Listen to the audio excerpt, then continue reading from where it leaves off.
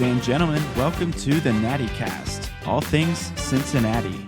And now to your hosts, Tim Barker, Rex Stull, and Ron Thomas.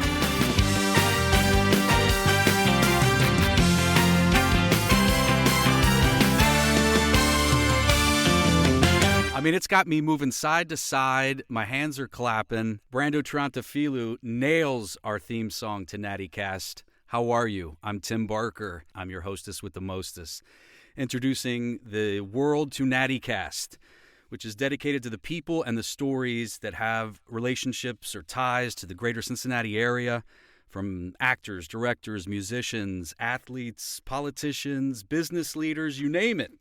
You can connect Cincinnati and the surrounding areas to an amazing number of people. And our goal is to highlight those connections and celebrate one of America's great cities.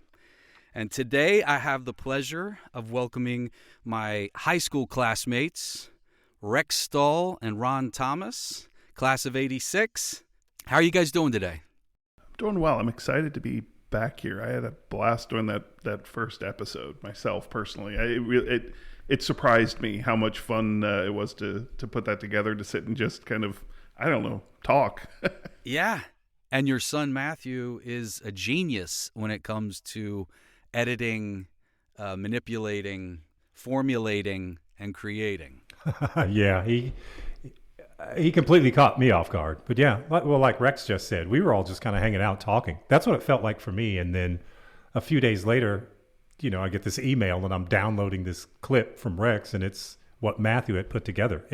I was astounded. Yeah, I was too. Let's be fair. It'd be nice to move through life with just having somebody produce you like that.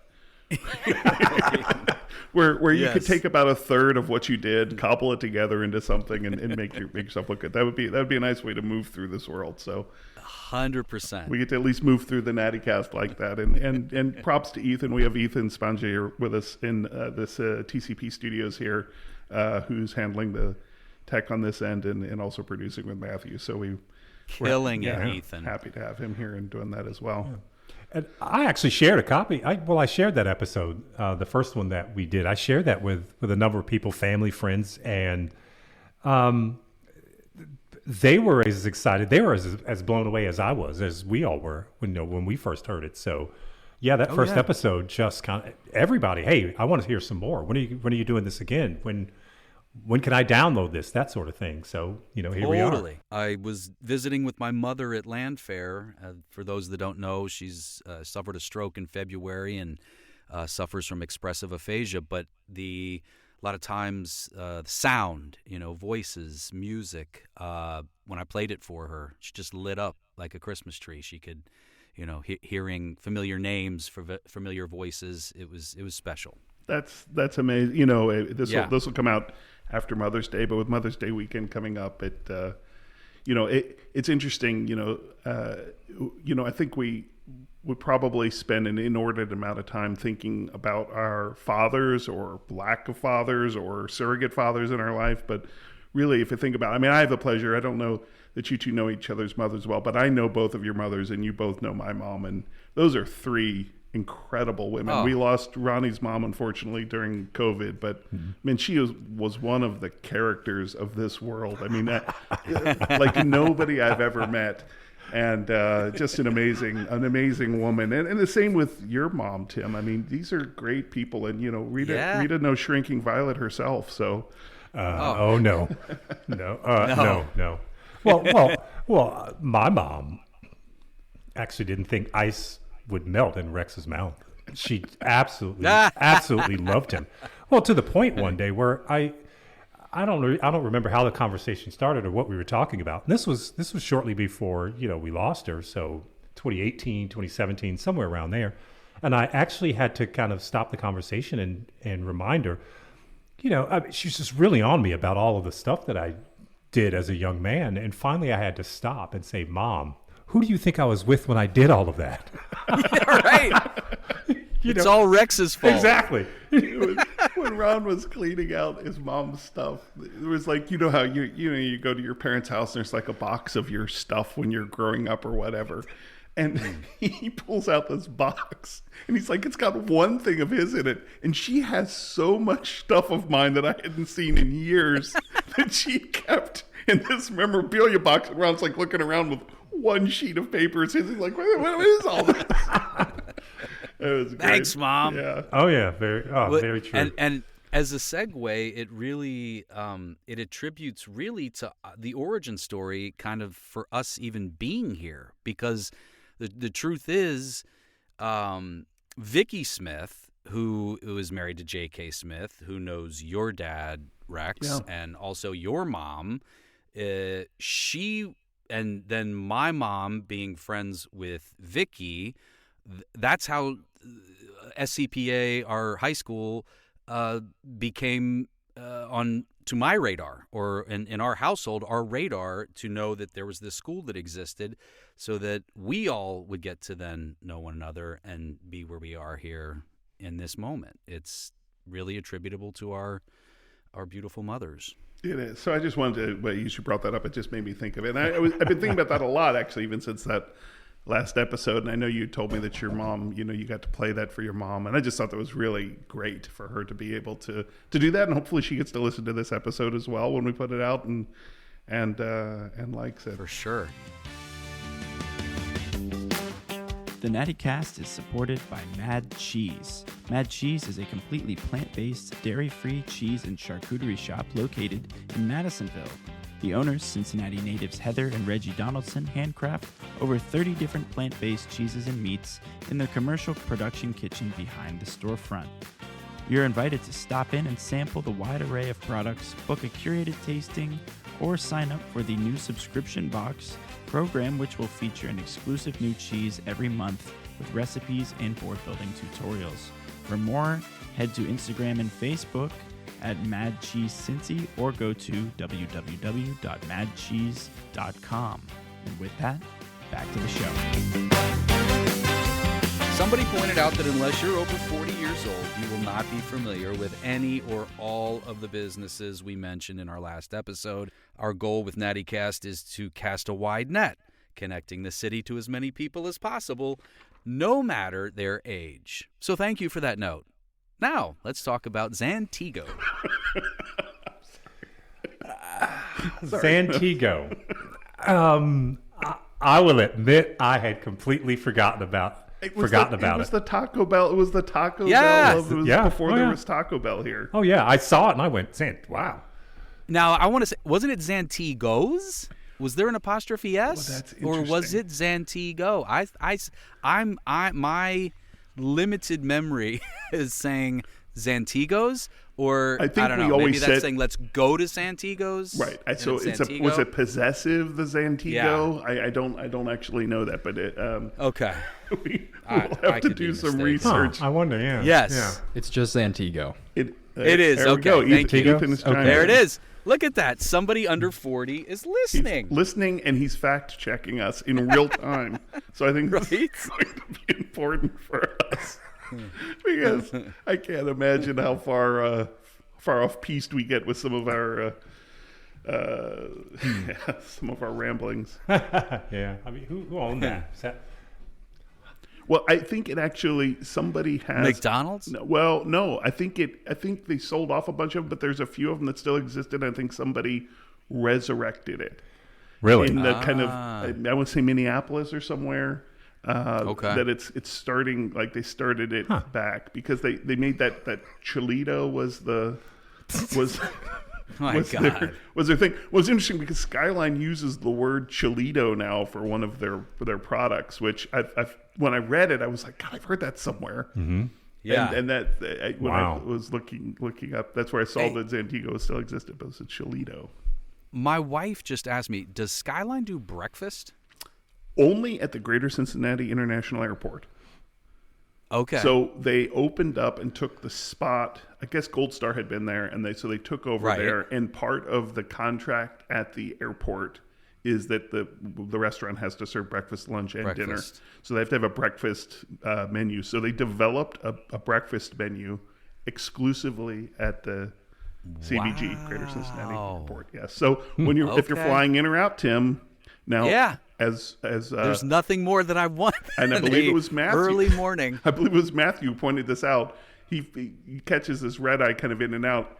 And I had said something to him at one point. Well, you can get it. He goes, I definitely don't want to grab the Skyline breakfast before I get on a plane. But when I picked him up early in the morning, he rolled out with a bag of the Skyline breakfast stuff. So, Matthew, what did you get? Is it like basically a 3-way and a burrito kind of deal? Or They actually have like a breakfast coney.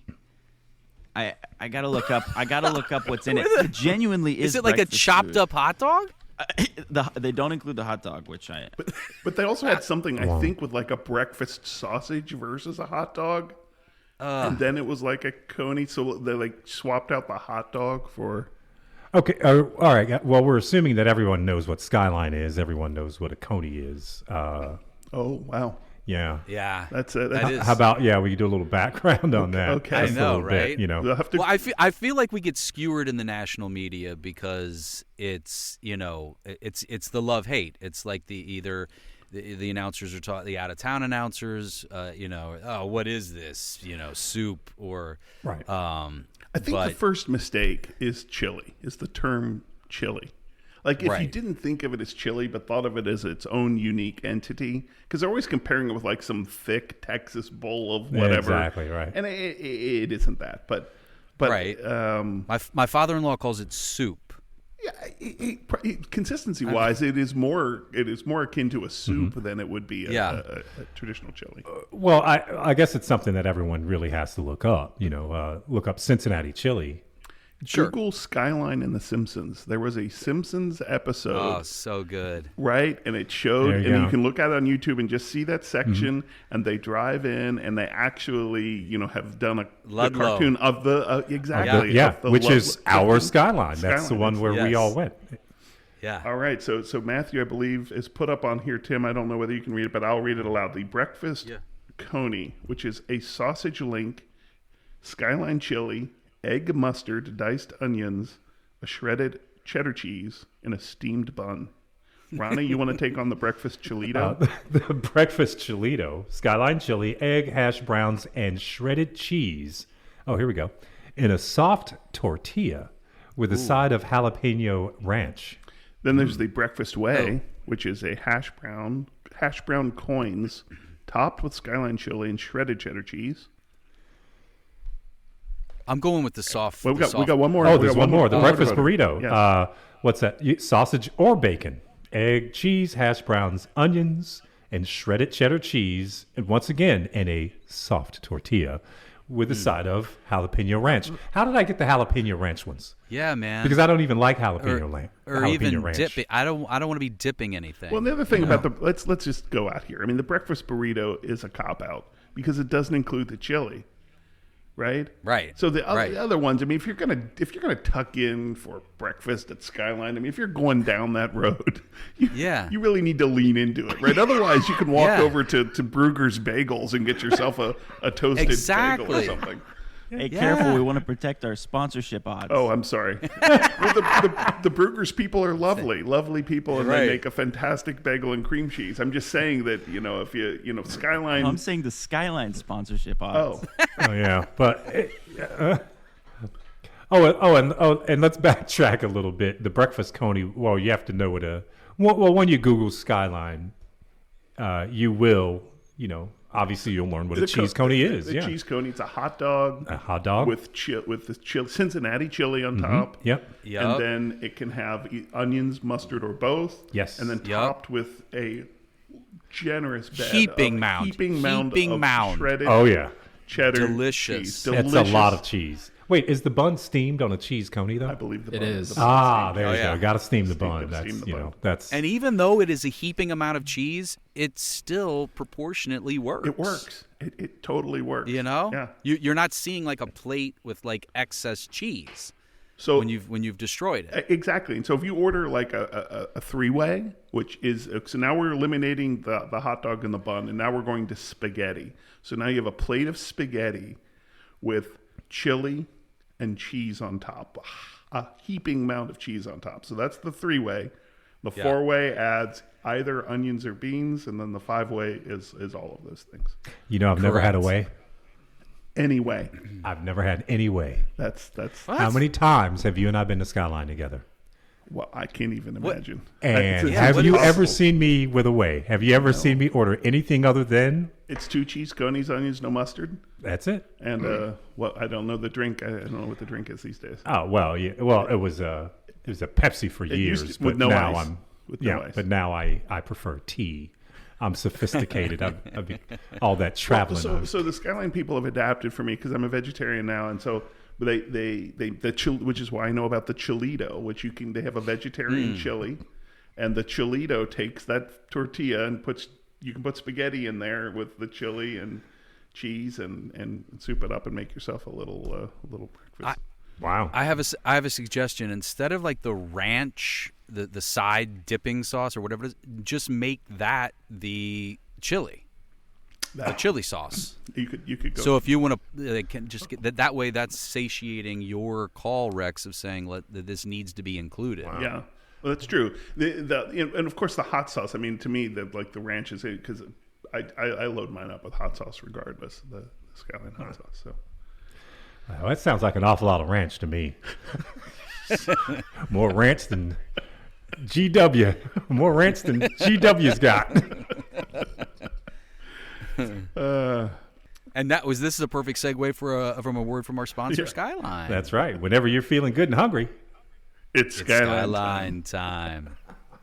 Did you do one of those commercials, Jim? The Skyline commercials? Because I did not. Okay, I but- wanted to so badly. But you remember Jeff Sams? Oh, yeah. high school Dancing. Yeah, Yep. high school classmate, 86 classmate Yep. of ours from performing arts school, dancing across the suspension bridge on the Skyline Yep. commercial. Shut it down, man. Shut shut that down down. traffic. Yes.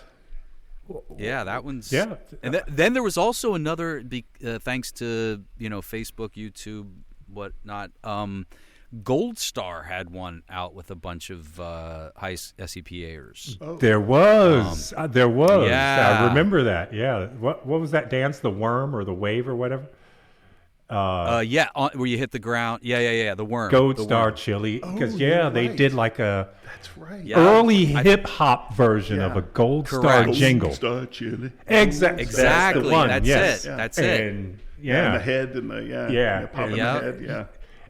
Holy cow! It was quite often you turn on the television here back during that period, and there was people we went to school with Yeah. on commercials, even national ads. Yeah, I know. I mean, speaking of that, why don't we briefly tuck into the School for Creative Performing Arts? It's how the three of us met. Tim alluded to in the beginning, and I Yeah. think at least here in the beginning, and then probably throughout, if we have guests on, a lot of them will have some ties back to it, and it certainly had a huge impact on all of our lives. So maybe we should just spend a few minutes just chatting through that and kind of getting it out of the way, because I have a feeling like it's going to obviously be a theme that runs through this, and we can do a little bit of a deep dive into it. Oh yeah. Yeah. Absolutely. Yeah. So I mean, you talked about the history of starting it. Performing Arts School just celebrated its 50th anniversary, and when it started, it came to be as part of really part of desegregation of schools, where they were trying to desegregate schools, and the Cincinnati public school system came up with this idea that they'd create an alternative school program, kind of to take neighborhood schools and let people from all over the city come into these magnet schools, or alternative schools, as they called them. And Walnut Hills certainly is an example of one of those. I mean, Walnut Hills existed, but I mean that you test in, and it's people can, if you can test into that school, you can go to it. I think 7th grade. So yeah, 7th grade through 12th grade. And it's based on test scores, but if you're inside the city, or even if you're outside the city, I think you can pay tuition to come into it if you can test, but you have to pass a test to get in. The Performing Arts School was an example of that. The Montessori school system that was started in Cincinnati, which actually my mom and dad really, but my mom were actively involved in getting done. And Tim, you and I both went to. So you went to Euler, right? Correct. Euler Correct. School. Yeah. Yes. So those were, I think, I'm not sure. Was that the beginning of? That might have been. You might have started at Center Rooms West. So they had done, which was a private Montessori school. I went to the one at St. Rose's Church. In fact, our kids, Matthew went there, and our daughter Hannah went there. It still exists today. Was on board for awesome. a while. And it was just kindergarten and preschool and kindergarten. Yeah. Right. And so my brother Dave and I both went there, and that had started, but my parents got involved early on. It had only been around for a couple of years, I think, by the time, and they kind of got in there and helped get that going. And then they helped transition to create the ones that are in the Cincinnati public school system, which started out as, what become now, multiple schools, Sans Montessori, but prior to that it was a children's house, I believe is what it was called, right? It was called Children's. In fact, the old Mount Adams neighborhood school, I went to in the beginning of it. So it was up there, and then it moved down to Heberly School down in the West End, and then into Sands, just down the street from where Ron grew up. Well, yeah, that was my neighborhood elementary school. Sands was before it became Montessori. Yeah, Sands Montessori. Yeah. And then they moved out to Beachmont, but now they started a high school, Clark Montessori, which is a high school for it to go to. And then I think there's other Montessori schools in the Cincinnati public school system. But the School for Creative Performing Arts was also part of that. So it was an alternative school. You had to audition to get into it. It's changed now, but it was always traditionally 4th through 12th grade. And I don't know, Tim, when did you start? I was 4th through 12th. So do you remember what they called people who did that? Survivors. So who was it? A little diversion. So I went to Tracy Gibson and Kenny Gibson, who Tracy was in our class. Kenny was a year behind us. Yep. So both of their children went to the Performing Arts School as it sits today, and graduated from there. And it was last year, I guess, when Trinity, their daughter, graduated. Their son Will was older, and he graduated previously. We were at the graduation, and they referred to them as legacies. And at first I thought, well, they've changed the name, and it might be because those people might be the ones that came in from the very beginning, but I'm not sure. But then I thought, the term survivor really doesn't have a fantastic connotation. I know. Yeah. I wasn't going to touch it. So, but when I heard legacy, I'm like, what's a legacy? Like legacy, I'm like, you know what? I never really thought that through, but maybe just you survived like a car accident or cancer or I don't know I know. Yeah. Wait, that's right. Tracy was a survivor. She was. Yes. And so was both of her children. And both of her children. Actually, that's remarkable. Actually, I just talked to Tracy. She a couple of years ago went back to get her master's degree. Oh, that's yes. Right. And we were having a conversation, and she just kind of completely blew by it. And I have to put this out there. Raising 2 kids, got them both through college. Well, Trinity, the daughter's in college. Their son Will is graduated from college, and he's out working on a cruise ship. Yes. Wow. One that you designed that had a hand in, right? Yeah. He's on a Royal Caribbean ship, which my old company would have done the sound and light for. But with all of that, and her mom and working full time and raising a family and going through all of this and going back to school, she was inducted into the. I need to get this right. The National Business Honor Society. Wow. 4.0 GPA while raising a family. Wow. Getting a son through college, getting a daughter through high school. That's amazing. Yeah. That's great. She completely poo-pooed it, and I'm going, no. Yeah, I don't think so. No, not at all. That's huge. That's a testament to she and Kenny, raising 2. I mean, I know both of their kids. I know Trinity better than Will, but both amazing kids. And it's great because, they did it. I mean, we didn't send our kids to performing arts school, and I have to be honest, it makes me wonder, Matthew clearly is producing this. He went on to CCM and did electronic media. Our daughter Hannah is now working on movies doing locations. So they were clearly drawn to it as well. But, Tracy and Kennedy had their kids in there, and both of them. I mean, Trinity's up studying stage management. Right. And Will graduated with from musical theater, and he's out performing on a cruise ship right now. So, and Trinity can sing and dance. Actually, she was a singer dancer first, and then fell in love with the technical side. Yeah. What high school did Matthew attend? He went. He did 1 year at Walnut Hills, but then he went. They both went to New Richmond High School, Okay. And you know, to be fair about it, they so Matthew, I guess, and he can probably speak this better than I can, but it was the end of his sophomore year. The state of Ohio has a pretty neat system where if they can test into a program, Matthew did his junior and his senior year at the University of Cincinnati. So he did it at the Claremont campus, which was closer to us, and it was completely paid for. And Hannah did her senior year there, so you have to test into it. But so they did their senior year of high school, and then so like Hannah, when she graduated from high school, she went to University of Cincinnati and she was in communications. She entered as a sophomore. She had 1 year done behind her. The curriculum was laid out, so she only in 3 years she graduated. Matthew did 2 years up there, but because he went into electronic media at CCM, I think it took him about 2.5 years to get through because he had specific CCM requirements. But like all of his, all of those normal prerequisites that you take, the English, math, whatever, all that kind of stuff, he had knocked out by doing his junior and his senior year up there. So that was pretty neat.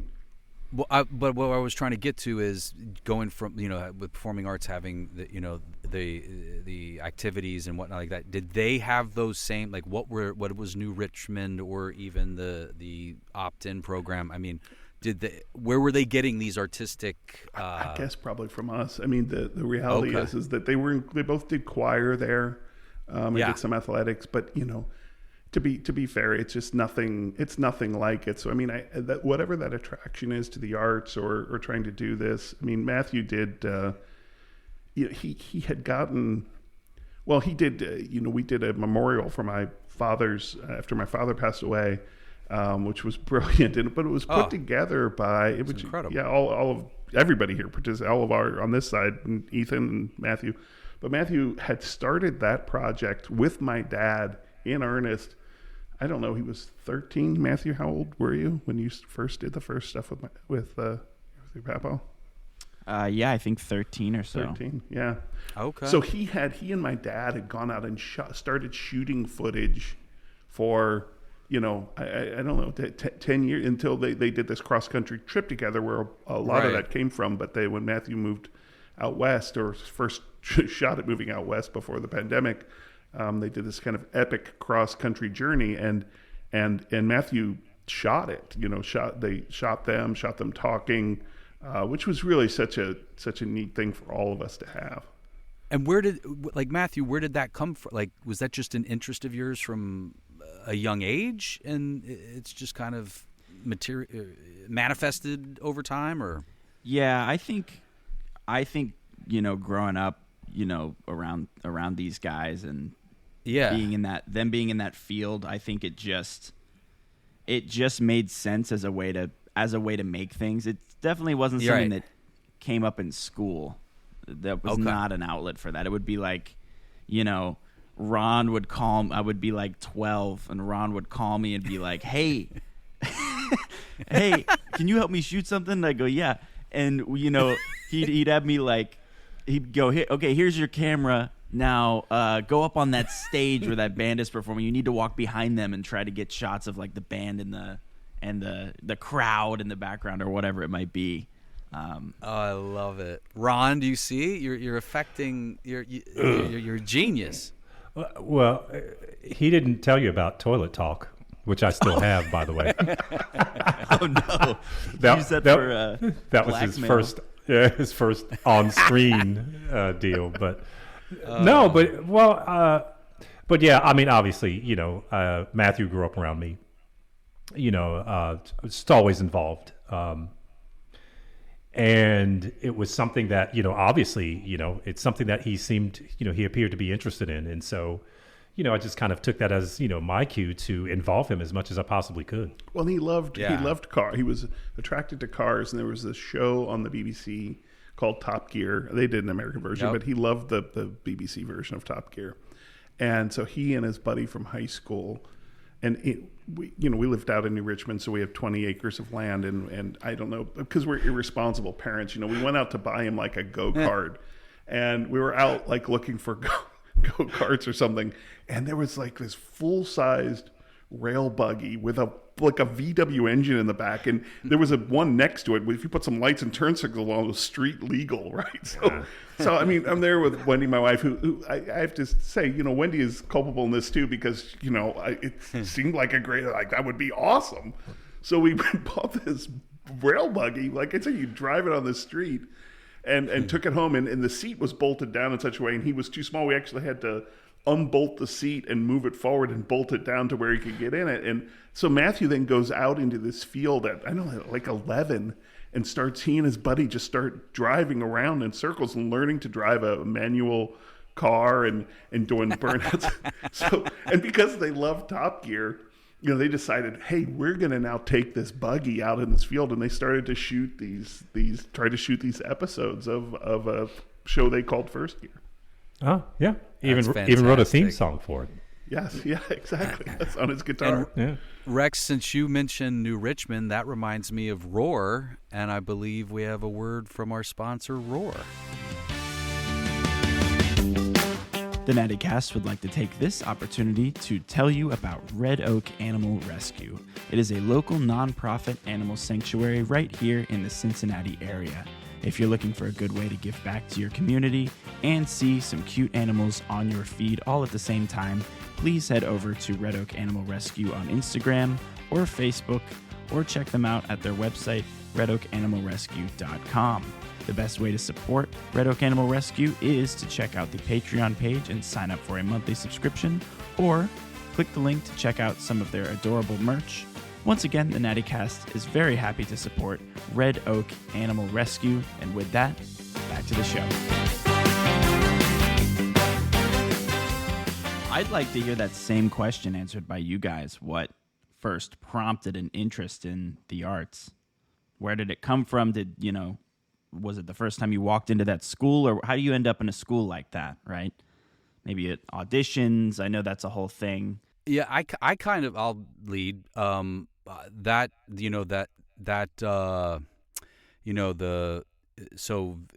Vicky Smith, Rita Stahl, my mom, Montessori school, and then it was my mom really putting, to me, I was then going to Clifton Elementary with fellow classmate Dan Banky, 86. At Clifton, and then my mom had said, there's this new performing arts high school, and I wanted nothing of it. And then she posed this beautiful question to me where she said, look, you have to audition to get in.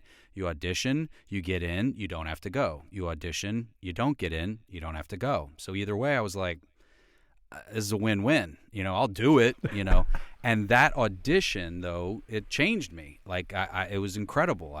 Fran Haas. Do you remember your audition? I do. Okay. I do. I had to draw. I think they had us doing some type of movement. And I dealt with Fran Haas. What year was this, by the way? What year were you? Well, if I graduated, I'm 9 years old, 10 years old. Okay, gotcha. I guess. Yeah.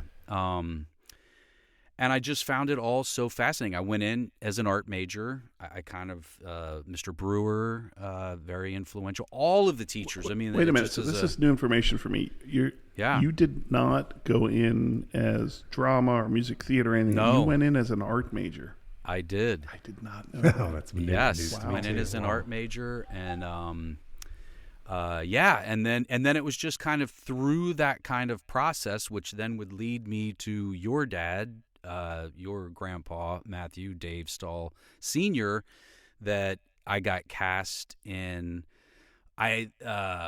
Raisin in the Sun when they did colorblind casting. And so Travis was my first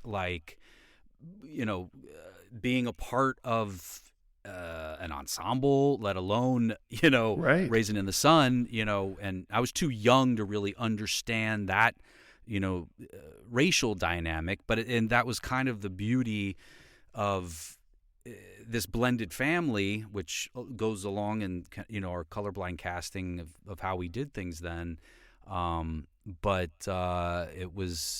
It just changed me. And I knew from that point moving forward, I mean, I don't know how many times your dad directed me in probably 4, 5, 6 shows. And but just was he was such a mentor to me, and a large part of me as an actor and human being. So did you stay in art the whole time you were there? Did you just transfer out? No, of art yeah, exactly. Okay. And ironically, and I don't know why this is, I don't really care, but my diploma says musical theater. Interesting. So I don't know if that's just a clerical error. No, but were you in, because were you in music theater? I mean, I did do music theater. Right. I mean, but a lot of us did. Yeah. I mean, I don't know, but that's fascinating, because I always like to ask people about their audition, and that. So Ron, you have to tell your audition story, because this is a fantastic audition story. So what you? Yeah. Well, I auditioned. I was in 6th grade, going into 7th grade, but I also tested into Walnut Hills. So I ended up going to Walnut Hills, and then after a couple years there, the faculty, staff, and administration thought it was best that I seek my my academic stuff somewhere else. So I ended up back. I had to audition the second time. But that first audition, I auditioned with your dad, with Dave Stahl. But like you, Tim, I had to do a bunch of stuff. So Bill Chevalier in the dance studio. I think I did something on piano, a couple of things. And I think the last one was in Dave Stahl's room. And it was late in the day. I think I was one of the last kids to audition. And he says to me, "Okay, up on the stage, you see that telephone?" I went, "Yes, sir. I want you to go up to that telephone and pretend to call your best friend and tell him that you just won the lottery." So I walk up, sit down at the little table, pick up the phone, and I started dialing. And I stopped, and I hung the phone up and looked at Dave Stahl, and I said, "That was the wrong number." I absolutely love that story, because for a fact that right there he's like accepted. Right? Exactly. I mean, yes. You are just totally accepted. But the coolest thing is to actually tell that story, to talk about that, with your dad years later as an adult. Yeah. There's just absolutely nothing like the two of us being able to sit down after the relationship had moved on from, teacher, student. Right. Well, but then incidentally, I was never in drama. Right. But years later, when the relationship became more familial, it was, and as it turns out, one of those years and years, and he finally told me, I was just so disappointed that you never auditioned for anything. Well, look, Ron, I mean, let's be clear. I mean, certainly the three of us on here, I mean, triple threat. Clearly you can act, great singing voice, you could dance, and you never did any of it. I mean, right? I mean, and I'm not trying to sell you short there, Tim. I mean, certainly myself, but I mean, you were the guy who could do all of it, and you didn't do any of it. You did other things. It was the tech thing. Yeah. That was my thing. And the whole tech thing. I will never forget getting into technical theater. I walked into Jack Loiseau's office. Jack Loiseau was our artistic director. Basically ran everything artistic, including tech theater, everything. And I was watching one of the musicals, like West Side Story or something, one of the huge musicals, and I saw someone with a headset on. It's like the stage manager or whatever. And I thought, wow, that's cool. So I actually walked into Jack's office and said, "Hey, Mr. Loiseau, my name is blah, blah, blah. I want to do one of the things. I want to work on the shows, but I want to do one of the things with the headset." And he laughed at me. Yeah. He laughed at me. His assistant, later his wife, who we recently lost, they were together, and they just laughed at me. And I was just at dinner with him a month or so ago, table full of people at that French place, And I actually told that story with him sitting across the Right. long table from Yeah. me. And I actually got to look him in the eye and I said, well, who's laughing now? Who do you call whenever you need technical help with technical something? Right. Well, see, Ron, I think you probably his eyes probably lit up because he was like, "Yes, I got somebody that knows what the hell they're doing. I can run it." Okay, now half of the audience will go, "Huh, maybe he's right," but the half that are us will go, "Nah," because they know the score on that one. Yeah. No, I came in as the funny thing is in thinking about this, you're talking about performing arts school, and a lot of people vividly, I think most people probably vividly remember their auditions. But one of the things that was unique for us is, so I started in the 7th grade.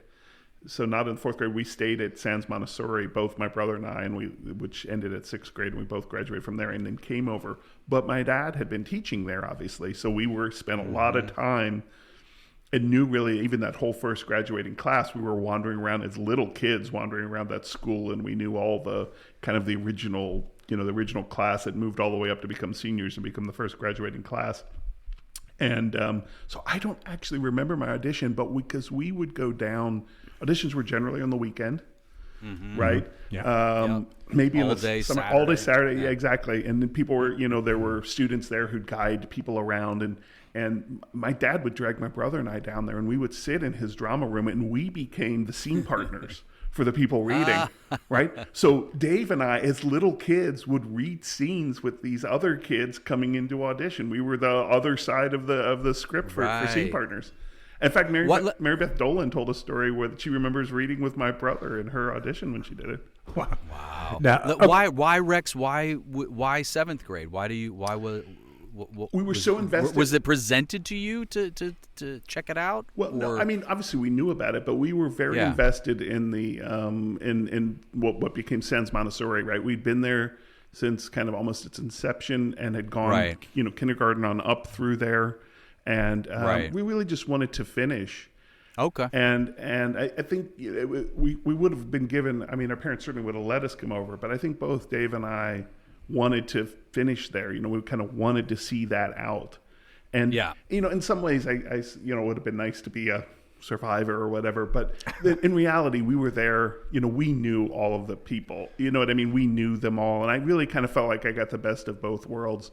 And a number of those teachers who taught at Sans, that ran into some problems with administration or whatever. My parents helped, and a number of them came to teach at the Performing Arts School. I mean, Dean Potter, Mary Hennigan, Anita Call, and Regina Wilson, who we just lost recently, came over and taught. And they were on the academic side, but taught academics at the Performing Arts School. I mean, just amazing, amazing teachers. I got to tell this great... I don't know if it's any relevance to anybody, but I actually got to meet Reggie Wilson's daughter at her funeral. I went to her funeral. I haven't seen Reggie, I don't know, probably since I was in my, one of those alumni days in my early 20s. It'd been years. Wedding. I'm sorry. Oh, at her wedding. Yeah, that was probably the last time, which we would have been in our 20s. Ron and I were valets at Reggie Wilson's wedding, and so when I first met Miss Wilson at the time, Reggie Wilson, would have been, I don't know, I was probably in the 3rd grade, and came in and she was, calling roll. This isn't a Montessori, it's pretty casual, calling roll, and she came across Rex and she said, "Oh, Rex," she goes, "Rex Regis," she said to me, and I don't know how many people here take Latin, but she called Rex Regis, and I was like, here, and I didn't know what she meant, and I just kind of like, okay. But so from the 3rd grade on, she would just call me Rex Regis, and with no explanation, and I never asked. And then when I went to Performing Arts School, I actually had her, I think twice, like maybe for English and social studies. So I got her in like this, maybe in the 7th and the 8th grade as well over there. So we kind of just stayed with her. So I really had her teach me, kind of 3rd through 7th and 8th grade. And at the time, there were only 2 languages down at the school, right? You had to take a language, and I took Latin. And then when I got into Latin, they started, one of the first things you learn is, Rex Regis, masculine king. And I was like, oh, that's where Rex Regis comes from. And then, you learn Regina, Reginae, feminine queen. And she's Reggie Wilson. So I walked in one day into class, and she says, "Rex Regis." And I went, "Regina, Reginae," back to her. and her face lit up like the biggest plant and payoff in history. She'd been working this thing since I was in the 3rd grade, and she got to see me walk in the room where that light bulb finally went off, where I went, that's why she calls me Rex Regis. It was, and I got to tell that to her daughter, which was amazing. Oh man. Yeah, her daughter, I said, that was your mom. I mean, she never explained it to me, and she couldn't have been happier when she saw this kid walk in her door and he figured it out. Right. And that was, and to me also a hallmark of just great teachers. I mean, just exactly. Yeah. Amazing teachers. Exactly. Well, speaking of teachers, we've been talking a lot about your dad, who headed up the drama department. Dramas was one of the majors. We were one of the major areas of study at SCPA, but there was some more. There were other majors. Well, Tim with art. Well, you were there was a instrumental music major, musical theater major. Well, just like Tim, my diploma, my certificates of proficiency are in musical theater, if you believe that, and not instrumental music. Really? Yeah. Right. Or technical theater. Technical theater was a major: creative writing, drama, instrumental music, vocal music, dance. And yours said, yeah. Oh, wow. Says music. I bet you it was some kind of clerical theater thing. Is my guess. I don't know. Either that, or they just kind of, they were just trying to steer us in a direction to make us more. Did you play in music theater's band? I did. I played in the music theater. I'm guessing that whoever was filling that out, like if you were in music theater, they probably put you, in some way, either in the band or in whatever, because it wasn't instrumental music either, which would have made more sense. It would have made more sense, if it was listed as instrumental music. Ron's trombone playing. So Tim, I just wanted to kind of throw it back to you. You'd mentioned being a drama major. I mean, contrary to what it says, musical theater on there. But then you left the school and went to Webster and studied drama. And I know that you were kind of a second wave of people that went in there. Can you talk a little bit about, how you, when you graduated, how you decided what you were going to do or kind of continue on? Yeah, well, I actually went to Minneapolis for 6 months my senior year to do... To Zantigo? The home of Zantigo, exactly. At the Minneapolis Children's Theater, where I had gone to the summer program and then got cast as the lead in their King Arthur and the Magic Sword. So I was playing King Arthur for those 6 months, and then had the opportunity to stay there, but chose to come back and graduate. Unlike where you want to finish it. I mean, it was important to me to graduate from SCPA. And I got a little bit of a pushback from one of the gals who was also a survivor, because she was like, well, that's not a true survivor because you were away for 6 months. And I'm like, I was working, man. Yeah. I wasn't exactly. Which is the bailing focus out of the school. Right. But I definitely knew, because being so heavily influenced from, you mentioned Mary Beth Dolan, Rocky Carroll, Randy Donaldson, Jeff Sams, Allison Mayer had gone to Webster, so Webster was on my radar, and I respected and looked up to those people and wanted to continue there in their conservatory program, and just knew that I wanted to make this my life and my profession, and it was kind of like I kind of got the little sprinkles at performing arts of like Shakespeare, and then that got amped up at Webster, and then so kind of coming out of the box, it was Shakespeare in my 20s. It was just was classically trained, and I really wanted to make that my drive, and then kind of got the reality, got the equity card. It was up at Stratford in Canada with the Young Company, and did Oregon Shakes and Chicago Shakes, and did the national tour with the Acting Company, doing 12th Night Tartuffe. And then when I got to New York, it was like, okay, well, Shakespeare's not going to pay the mortgage, so let's kind of see what else is there. And did the bartending gig and put tape together, and then found my niche doing voiceovers and commercials and whatnot. Am I getting off track? No, not at all. I mean, okay. the fascinating thing for me is that it's kind of just the adjacent, right? It never really occurred to you to like, oh, maybe I'll go out and get a real job. I mean, okay, I got a bartending gig to pay the bills, but I mean, oh yeah, right? I mean, it's funny, isn't it? Because I don't know. I guess a lot of people think about it, right? They actually put real thought into it. I mean, obviously you did to decide to have to go to Webster and to go into drama. But it was really almost a decision about which school you'd go to do it, not if you were going to do it, right? Oh, 100%. 100%. Yeah. And the bar was set so high. I mean, like, if you did, this could be an episode down the way, but like everybody, all of those people that have graduated, the amount of like Broadway performers, it's a long list, and that was the bar. It is like it's the NFL or bust. Well, in even early days, right? Like Sarah Jessica Parker went to performing arts school as a kid, and I think she'd left to go maybe to do Annie on Broadway, right? Yeah. And that kind of never came back. But it was always just kind of out there in the ether that this was. Yeah. Right. I guess it was possible, right? I don't know. Ron, sure. Do you have any thoughts on that?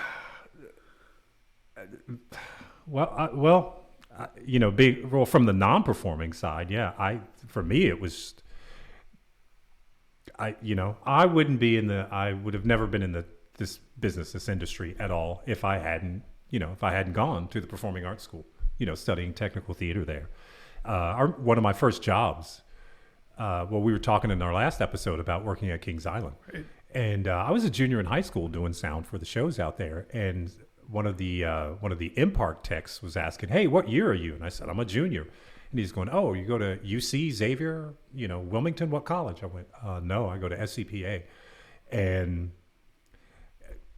he was stunned. Up to that, I'd never really thought about it. And then it made me start looking around. Wait a minute, everyone else in that position, those technical positions were college and beyond. Yeah, even people that graduated from college. Yeah. I mean, I had a similar experience in that, I wanted to do, and again, I'm not sure why it didn't occur to me that I should go to do something else. But I wanted to do sound, right? I mean, we did sound, and I loved it. I loved it, and I had been doing.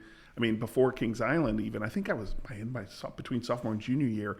I ran sound at Hot Summer Nights at CCM. Yeah, right. And these are both CCM students and CCM graduates performing in it. Right. And here I am. I mean, I just got my driver's license, and I'm in mixing. I mean, it's a professional, basically summer theater series, and I'm the head sound guy mixing that stuff at 16. Yeah. And then, the next year I went to Kings Island and did that. So, but at the time, it's different now, but at the time there wasn't, people didn't have sound programs. Yeah, right. There was only one around here, and it was at Indiana, and it was an audio technology, and it was I looked more into towards it. Recording. Exactly. It was more geared because Brando Trentafilu, our fantastic theme song. Yeah, sorry, Brando, I was supposed to have lunch with you today, but sorry.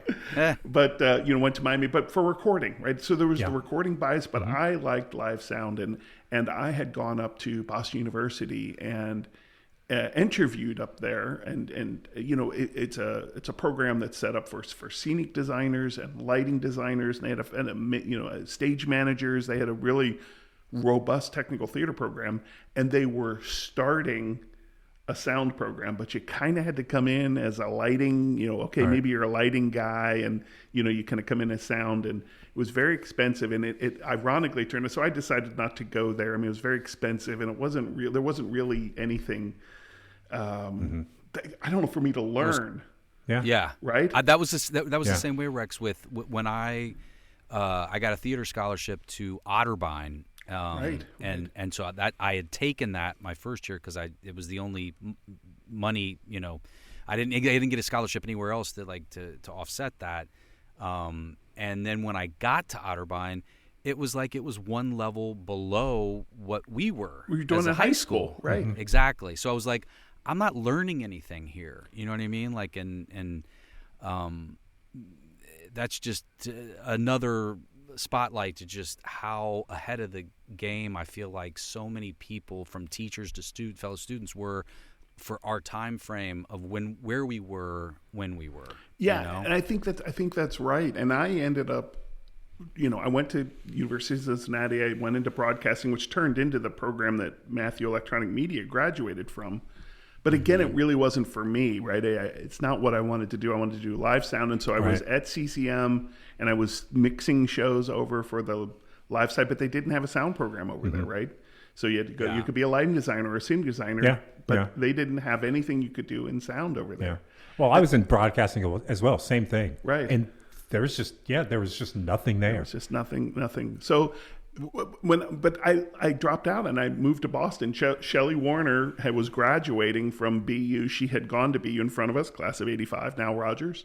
And she had called me, and I'm kind of floundering around there in Cincinnati. Ronnie had left and gone, and you started working locally. And I was Ron was hiring me in to do stuff around town. And, like technical stuff. He was working at a production company. And so that's how I was getting my outlet. Even when I was wandering around up at UC, I was really just focused on working with Ronnie here in town. And she called me and said, it's before the internet and everything, said, the guy up here who started the sound program that I was supposed to be in is hiring an assistant. And he works here at BU. He is in residence at the Huntington Theater, which is a Lort B theater there in Boston, which uses the Boston University Theater as its home. And he also was the sound designer at North Shore Music Theater up in Beverly, Massachusetts, right? Which was this big touring. I played there. Did you? Did you really? Yeah, with the acting company. Oh, that's amazing. Wow. Yeah. So, and North Shore was doing a big, because originally it started as a tent, right? It was a summer stock, and it was basically a big tent in the round, and they built a permanent, right? They built a permanent facility, and they had a scenic shop, and they were just opening all of that up. And so she got me an interview with him, and I went up and became his assistant. I dropped out of school, and I moved up to Boston and became his assistant and spent a year up there working at the Huntington Theater as assistant sound designer at the Huntington Theater. Right, we did August Wilson plays were coming through there. They would stage before they went to Broadway. It's an amazing theater. And then but up at North Shore, we had everything. We had musical theaters coming through. We had children's theater came through in the mornings. Every Sunday we had like a concert act come through, and we would take everything out and put it. I mean, it was like graduate school, right? You had Wayne Newton, by the way. I'm sorry? Wayne Newton came through there, and I'm still jealous about that. This is my question, though, for you, Rex, is so when you were, leaving performing arts, did you have aspirations to go to New York and do sound on Broadway? I mean, was that ever, what was your, did you have that kind of thought of, that makes sense. It's a perfectly valid question, and I wish I knew the correct answer to it. I just knew I wanted to keep doing theater. I just loved it. Right? I mean, I was a drama major in school, and while I liked being on the stage, I just really liked being around the theater, and I loved doing sound. Right. And so for me, it was the great combination. And after that year in Boston, which was, we worked it was 80, 100-hour weeks. We're constantly bouncing. Yeah. But it was it was so immersive. And the guy I was working for up there, who was the sound designer, had been the assistant for a famous sound designer in New York. His name was Utz Munderloh, and he had done most of the Broadway shows as the sound designer. And he said to me, because I got offered a contract to come back for a second year. And by that point, I'd met enough people, like you said, Tim, coming through there. I'd met a lot of the New York performers coming through. And I kind of started to think, I should be down in New York. If I do this, I want to go do this in New York. So I didn't take that contract. And this is an interesting, kind of NattyCast concept, because I moved down to New York with no job. So I had, we finished up the season. In fact, my car had gotten stolen up in Boston. I had moved up there with the perfect Boston car. It was a 1978 Toyota Corolla, and I decided, because I was making $400 a week, but I wasn't spending any money. You had craft services tables, and I think I was living with the guy who was assistant for it, and I paid him $400 a month in rent. So I felt like it was money. And so my brother had bought me a Mazda RX-7 in Oberlin, and he drove it up to me. So I'd had this RX-7. Which was it was a great little car. And I had it for a month, and I had sold the girl I was dating at the time, my 78 beat up Toyota Corolla, and she bought it. And so she was sick, and I had bought some soup, and I just was doing a drive-by past her house, and I parked the car, and I took some soup into her. And I wasn't in there for 15 minutes, and it started to rain when I was in there. When I came back out, there was a dry spot on the ground where my car had been. Wow. I was that close to doing it. And they found it. They just took it out and stripped it, took the tires off, and ripped the stereo out. But it got totaled. So I got this check because my car had been totaled for, a few grand. And my brother had, who was at Oberlin at the time, was doing a tour in Europe. And so he said, why don't you come over and just hang out? We got places to stay. So I went over there and I met Dave in Europe and wandered around with them a little bit. And then Dave and I got to stay over there. Actually, we were over there in January when the Berlin Wall came down. We were in Berlin. I was there too. You're kidding me. Yeah. Are you serious? Yes, man. I got a piece. I clipped a piece of the wall, we man. Did too. That is right fantastic. Yeah. So it was. That's amazing, Tim. I never knew that. Yeah. So 1990. There's pictures of us chiseling the wall, and that's awesome. Yeah, that's great that you were there. We had to go. We went over to the east, so we had to go through Checkpoint Charlie. I don't know whether Checkpoint Charlie was still running when you were there. Yeah. So that was my transition from Boston to New York. And when I went down to New York, I really just went down there. Some other girl from the chorus had helped me find a place to live. Somebody was moving out. I sublet a place, and I ended up taking it over. And I'm in New York, and I got found some jobs paying nothing at a couple little off Broadway productions, doing some sound, and scuffling around in town. So I got down there in January, and this is like 91, January. This would have 91? been 1990. Okay, 1990, and I was running out of money, and I called my mom, and I said to my mom, I said, look, does any, she had gone to, so Rita went to what was, I guess it was the College Conservatory of Music then, or it was, It was, yeah. but maybe it hadn't been merged with UC yet, or it was in the process of doing it. But she had gone to CCM, and she had been up there with Leroy Reams, who's a famous Broadway performer, Marcia Lewis, who was a famous Broadway performer, and fellow Cincinnatians. Exactly, both fellow Cincinnatians. Marcia has since passed away, but Leroy is great. We still see him when he comes into town. But anyway, she called up and said, I think she talked to Leroy and said to Leroy, Rex is up there, he does sound. And this guy, Otz Munderloh, who the guy had been working for in Boston, had been his assistant. Leroy knew him well. And so Leroy put as it works, he put a call into Otz. Otz said, hey, okay, I've got this show, True, which was a one-man show about Truman Capote. Robert Morse had won the Tony for it in New York, and it was just getting ready to go on the road. And he said, we need, I need a sound guy. I could put him on that. So within 48 hours, I got a phone call to go down to the theater where the show was still running, sit with a sound person, watch. And it was, it's a one-man show. And in New York, it really wasn't Apple. We had to wear wireless mics when we were on the road because we're playing bigger theaters and we had boundary mics. But it was a lot of, there was taped interactions, right? He would have. Do you remember the theater that you saw the production when it was here in New York? Wow, it was one of the Offhand? small ones. Not off the top If not, of my I can head. Google it. Yeah. Okay. It was one of the small little theaters, and it played there for a year before it went on the road. Right. So it was in fact, it was the same producers who were doing A Few Good Men at the same time across the street. Was up at the same time. So they, you just don't know what you don't know. The phone rings. Then Ott said, hey, somebody's going to call you. Somebody called and said, go down to this place and you'll pick up your contract. Well, I rolled into the building and went up to the floor, and it's the IATSE offices, and they have an envelope, and it's called an ACT card, which is called Associated Crafts and Technicians, I believe. And I got my ACT card, my road card, my IATSE road card, and my pink contract to go on this tour.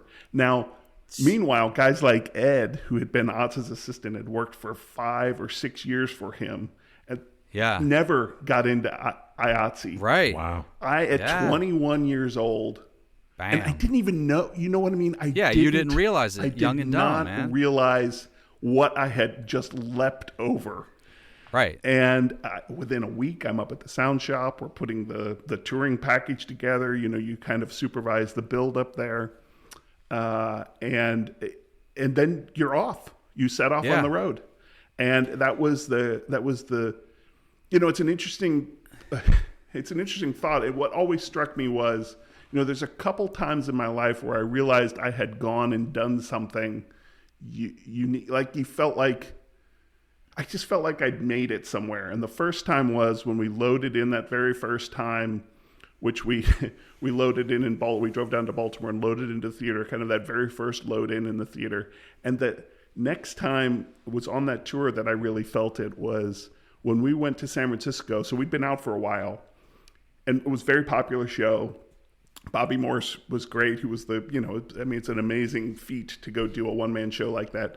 But we were in San Francisco, and when that show got to San Francisco and we were kind of going into the stage door, there were lines around the block trying to get tickets, right? Wow. And I just remember walking in there thinking, holy crap, man, this is it. This is what this looks like. And I managed to do that tour for 3 years. But that for me, that was a very long-winded way. But it really ties back to none of that happens without those Cincinnati connections, right? Right. Yeah. Totally. Was Todd at NYU when you were here in '90 or no? Yes, Todd and Mark Brett Schneider was on when I was on tour. It was on right. So it was 91. So I did that show 90, 91. I left in 90, 90 to 91, 91, 92, 92, 93, right? I did 3 different tours on it, and he would take summers off. And when during one of those, in 93, I finally moved out to Los Angeles. So we did a big sit down in LA, and I really liked LA. And when I was touring around, I was like, when I'm off, it'd be really fun to be in LA. So I moved from New York to LA. But during that first period of time, I had my apartment in New York, and Todd was at NYU, and then he started to do some movies out of NYU there. And Mark had graduated from Carnegie Mellon and was up on the soap opera. He was on One Life to Live. So there was a period of overlap there where we were running around the time, and we used to joke that we were on. Brett Schneider's character was called Jason. Maybe he had that ponytail, right? So we were like Jason Webb, which right. We would ride the coattails because he was recognized. We could get into these clubs and places that we shouldn't have been, certainly at that age. But the shenanigans. We got to run around New York under the guise of that, backdooring into some of these clubs. We'll have to get Mark on it. I don't even remember the names of them, but fantastic. It was just great. It really was. Right. It was amazing. And it only is looking back where you realize, like I said, you just don't know what you don't know. Right. Mm-hmm.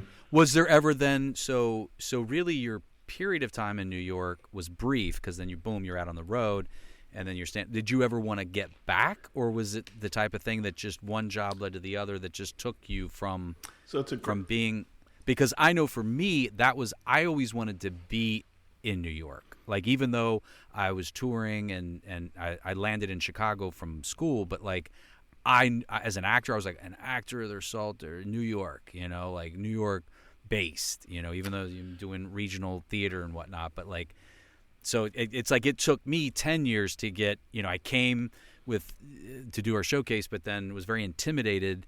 And that's where Chicago came in, get my feet wet, do that drill, get the card, then come here. And I'm glad I did it that way, but I always knew I wanted to be here. So long-winded. Did you want to be back here, or did it just... So here's the fascinating thing. Yeah, I mean, first of all, I loved being in New York. And it was a couple of years, in and out and whatever. And I did have some fortunate time off, where you have your next gig lined up. You have some time off when you're in New York, which was nice, right. To have...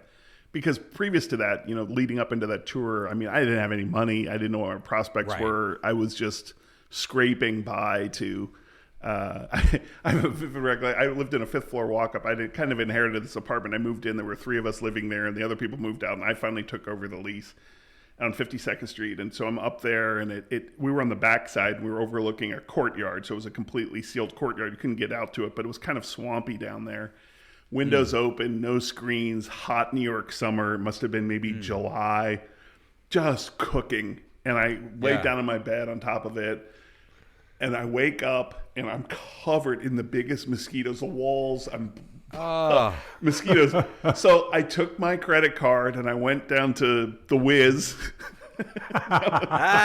Nobody beats the Nobody Wiz. beats the Wiz.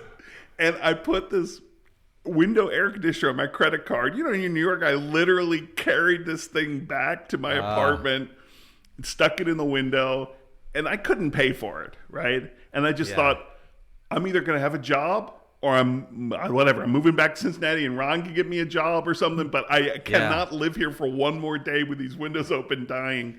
And I tell you what, it was probably a week later I got that gig on tour. But once I was out on tour and I did these tours, I managed to get my actual IATSE card. So one of the old crusty road dogs. But again, back to sound not being a thing, I think this is probably different now. I actually traveled, and my IATSE contract was as assistant electrician. There was no sound position in IA. Right. So I had to travel as an assistant electrician. And our head electrician, the guy who'd been on the road forever, knew everywhere. He got me into actually Scranton, Pennsylvania. It was Wilkes-Barre, Scranton, IA, home of The Office, right? Into Local 82 there. He got me into the local and my actual road card from there. So I was, actually just not on a one-off contract and got me in there. But he was setting me up. I was supposed to, after the third tour, I was supposed to go on the road with Brooke Shields was going to be in Greece. And they got me, I was trying to get the head, but I might have been the assistant sound because those were big, obviously, musicals. There were more than one sound person on board. So he was lining that up for me. And I've now been traveling for 3 years. And a lot of these people, so in IA and that track, the goal was, we'll go out and do Grease on the road. You've done this for 3 years. Go do Grease on the road for a year or two. And then your goal is to get on a show that goes and sits down in New York, and you do that show. If you're lucky, you do that show for 10 years, right? Right. And I thought, I love this. I love being around the theater.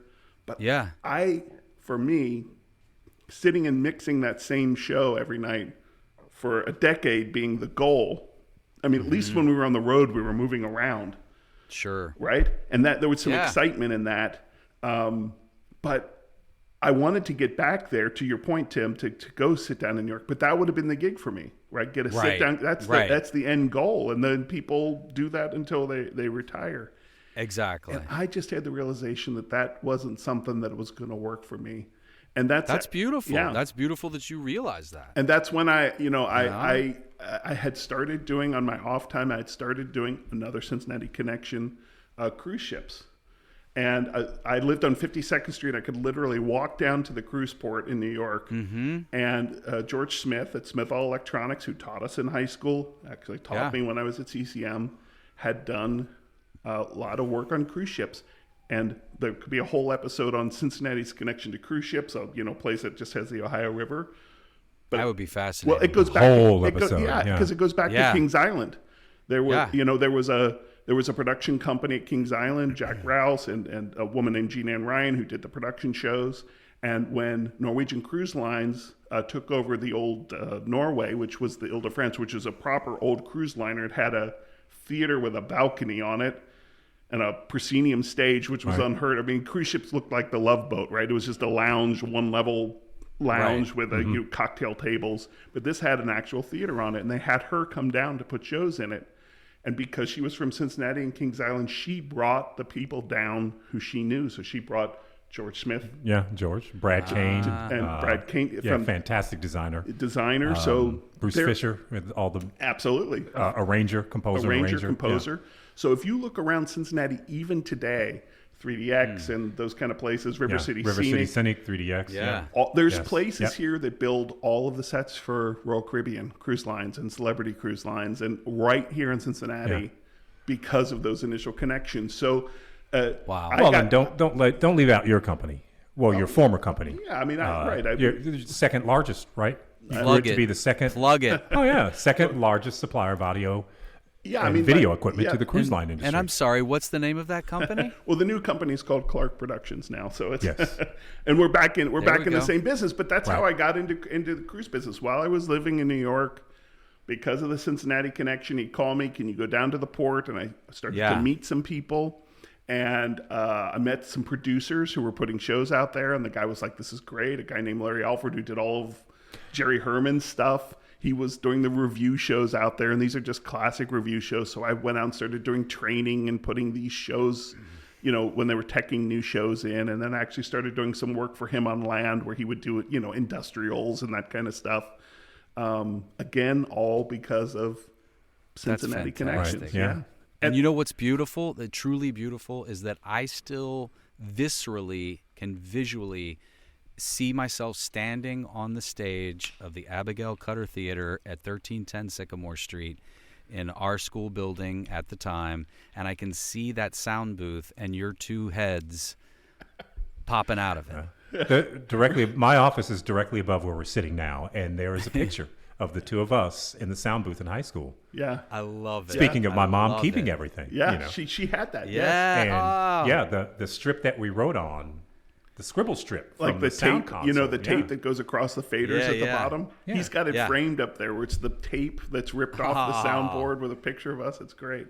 Yeah. I need a picture of that.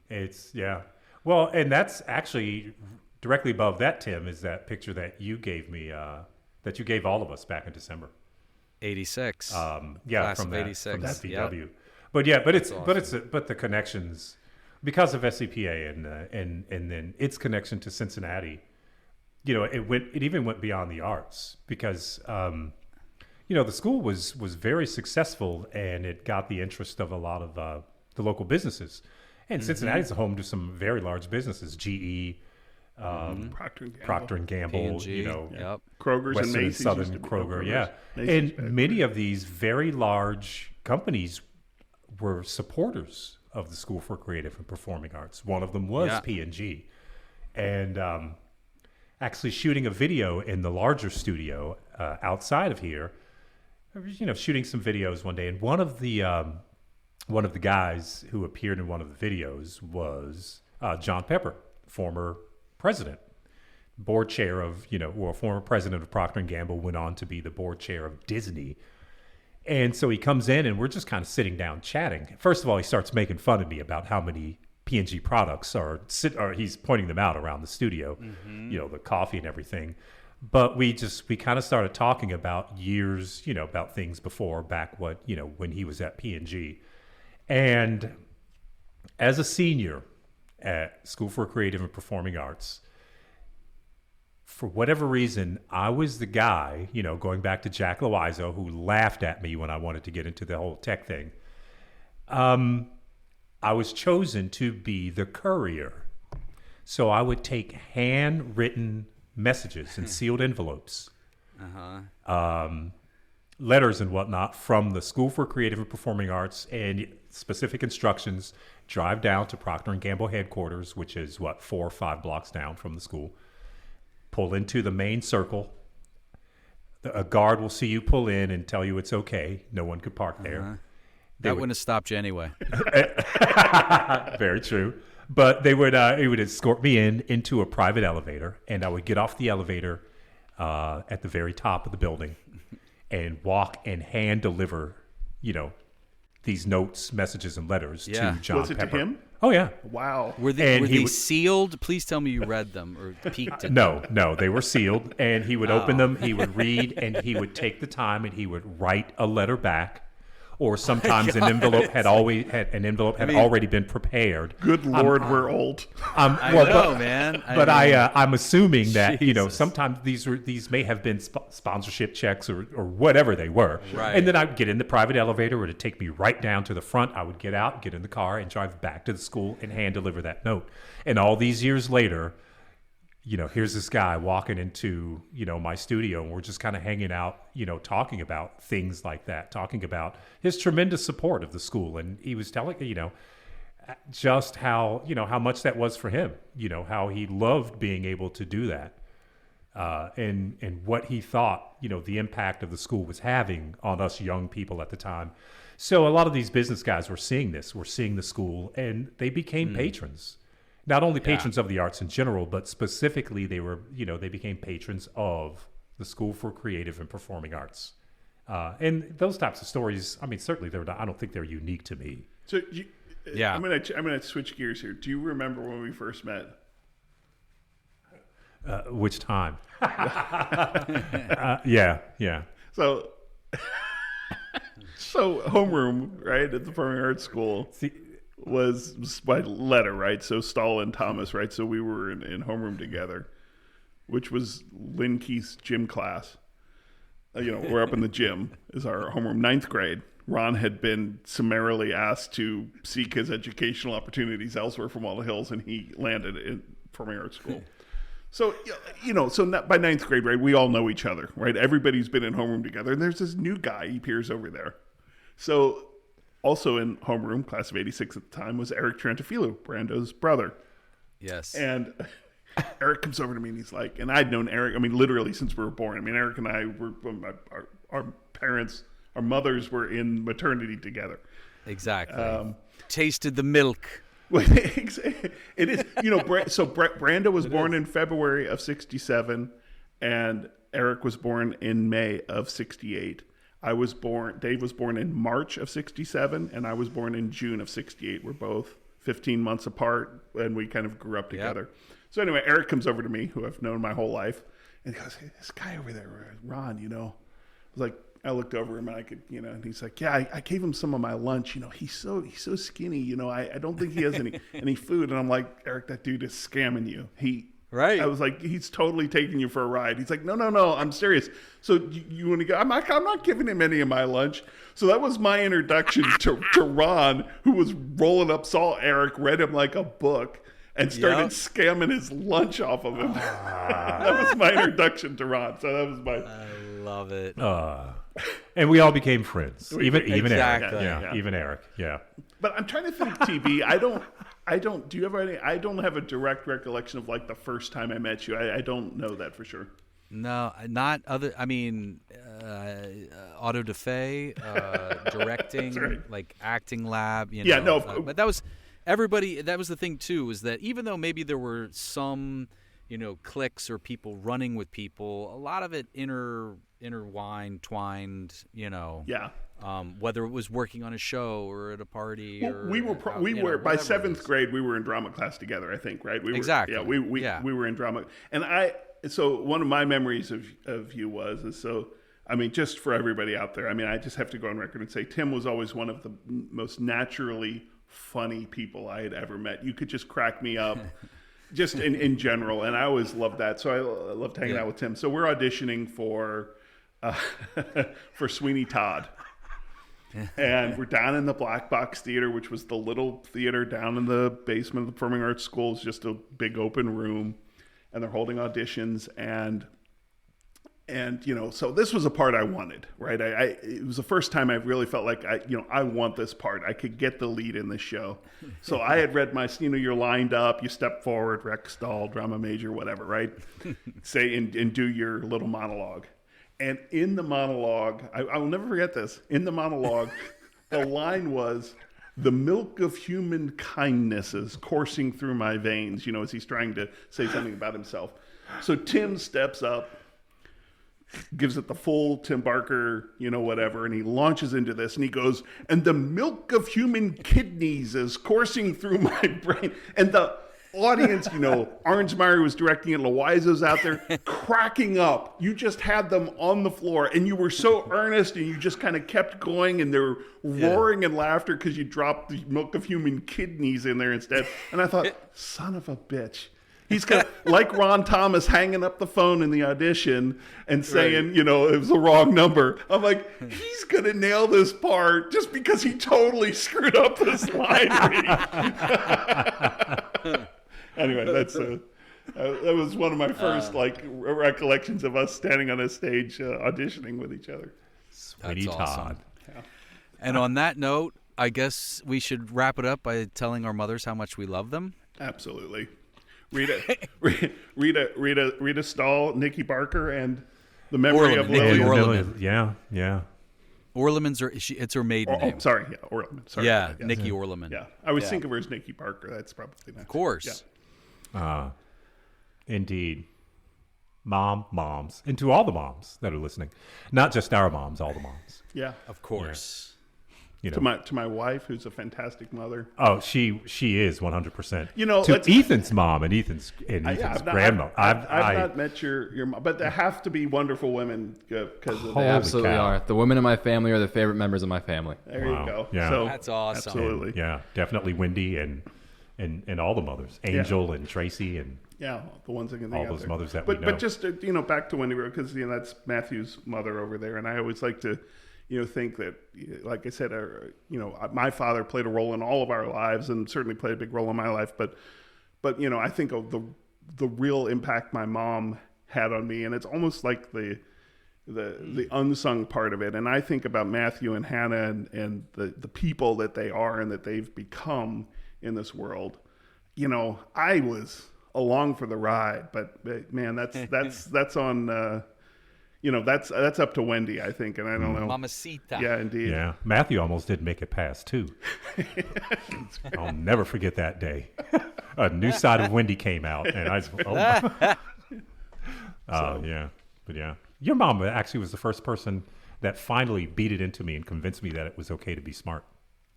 Really, that's Yeah. interesting. That's fascinating. Yeah, That's yeah, oh yeah. What?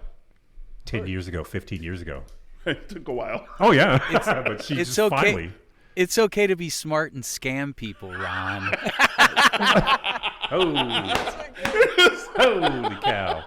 That's awesome. Oh my! It's a life lesson. Stick to it. That's kind of harsh. The NattyCast is proudly brought to you by Pago Lago Productions. This show is hosted by Tim Barker, Rex Stull, and Ron Thomas. Produced and edited by Matthew Lake and associate produced by Ethan Spanja. Special thanks to Sadie Kern at Pop Gun Flow for the graphics and to Brando Triantafilu for the original theme song.